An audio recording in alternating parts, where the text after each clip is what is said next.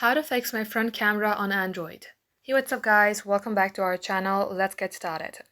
First of all, if your front camera is not working, then it might have dust in it. So make sure that you wipe it off clearly. The second thing you want to try is head over to your settings. At the section, scroll all the way below and tap on apps. Here, search for camera and then open your camera. Tap on storage, clear the cache as well as clear the data. Once done, come back, tap on force stop, then OK. Now here you may go ahead, tap on camera settings. And if you see any settings that you need any editing, you may go ahead, toggle it on or off according to your preferences.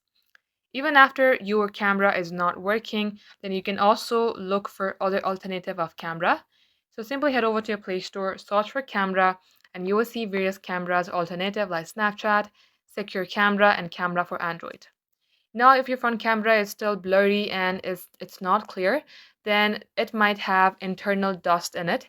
So you might want to go to a camera technician and get it cleaned. So guys, these are all the ways that you can fix your front camera. Thank you for watching. We will catch up in our next upload.